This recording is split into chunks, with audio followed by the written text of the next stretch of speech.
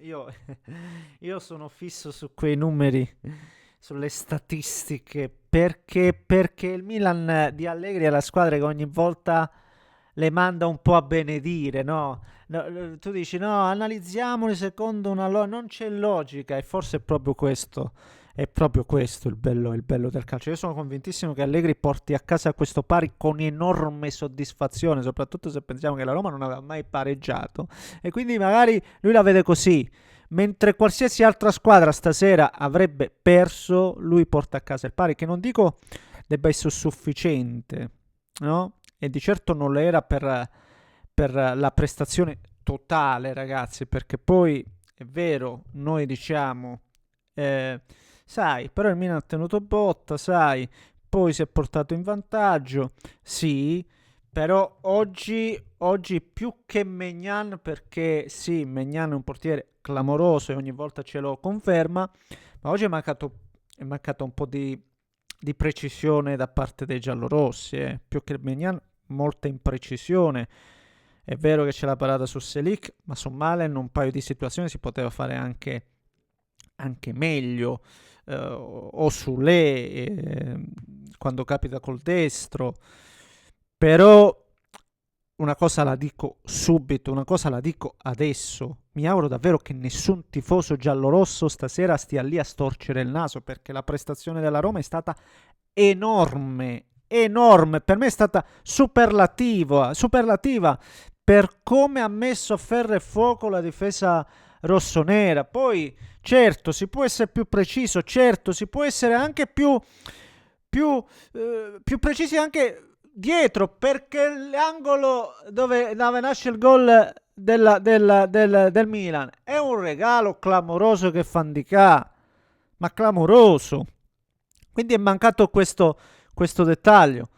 Però ragazzi, ribadisco ancora una volta, quando crei così tanto, quando ti imponi contro comunque la seconda forza del campionato, perché è questo che oggi ci dice la classifica, devi pensare che con una gara del genere cresci, cresci tanto. Signori miei, ne parliamo e come se lo facciamo. Prima, come al solito, vi invito a spolliciare per soddisfare l'amico algoritmo. Iscrivetevi se volete seguire il prossimo contenuto. A proposito del prossimo contenuto, sarò live immediatamente. Datemi 10 minuti, arrivo 11:30 insieme a un ospite speciale. Vi ho anche sondaggiato un pochettino sulla pagina community che stiamo rispolverando. E quindi vi aspetto, se mi state ascoltando, qua nella scheda ve la butto. Venite a interagire perché poi ci sarà dibattito, ne parliamo, approfondiamo ancora qualsiasi ambito di questa partita, di quella che si è svolta un paio di orette fa, riavvolgiamo il nastro sulla porta, per favore, la porta chiusa, sbarrata, sigillata, voglio una saracinesca abbassata, come quando in porta ci sta Svilar e Megnan, qua non ci sta né Svilar né Megnan, qua ci sta una specie di Sommer, diciamo. Fatemi fare una battuta. Allora, primo tempo clamoroso e io ero convintissimo che dopo un primo tempo del genere la Roma avrebbe in qualche modo sentito perché non puoi mantenere anche determinati ritmi per un'intera gara e secondo me su questo si basa principalmente il gioco d'Allegri che dice teniamo, nel momento in cui c'è da tenere, teniamo, nel momento in cui c'è da sfogare l'avversario, lasciamolo sfogare, perché poi abbasseranno la guardia, non potranno andare a 1000 e lì noi approfittiamo. Ed è successo anche stasera puntualmente questo. La Roma gioca, la Roma crea, subisce praticamente il tiro di Salemekers nel primo tempo, se vogliamo chiamare occasione no, occasione, situazione, ecco, più che occasione. Per il resto poi è stato un monologo e lì un gol lo devi portare a casa. Ecco, lì il passaggio che bisogna fare è questo qua. Lì devi fare un gol. Malen è un giocatore che magari stasera è risultato, come dicevo prima, impreciso, però è un giocatore che non lo leggi, va sul destro, va sul sinistro, duetta, si muove, non ti dà riferimento. È un giocatore che non leggi, ragazzi. E i giocatori che non riesci a leggere sono veramente pericolosi. Bellissima la giocata dove lui la stoppa e tira di sinistro, lì potevi fare gol. Però vedi, l'altro attaccante perché se non sbaglio lui è io ancora non ho capito se questo è destro o sinistro, cioè per farvi capire un pochettino.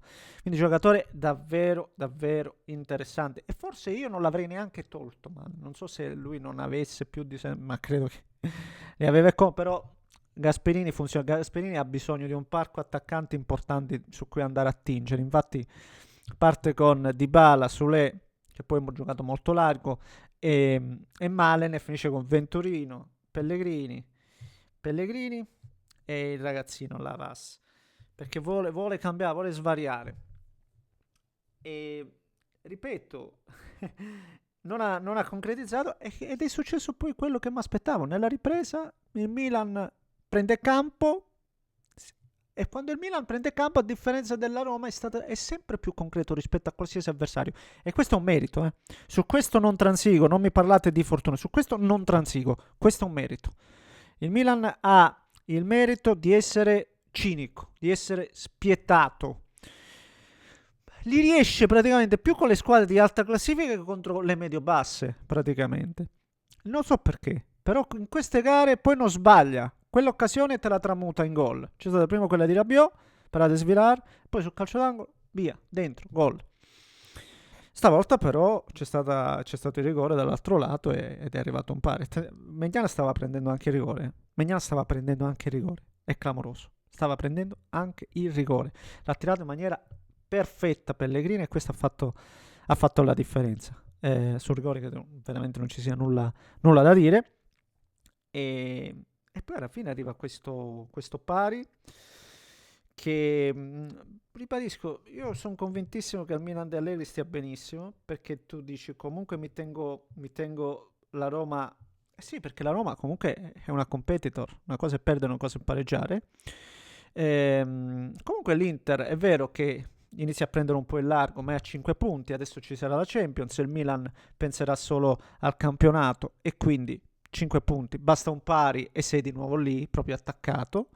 Per cui, ribadisco, sono convintissimo che Allegri, non dico che l'abbia preparata così, perché tu non è che prepari una gara per subire, ma Allegri ragiona così. Noi dobbiamo tenere quando c'è da tenere, dobbiamo cercare di assorbire il corpo il più possibile, e poi quando l'avversario abbassa un po' le orecchie, noi pugniamo.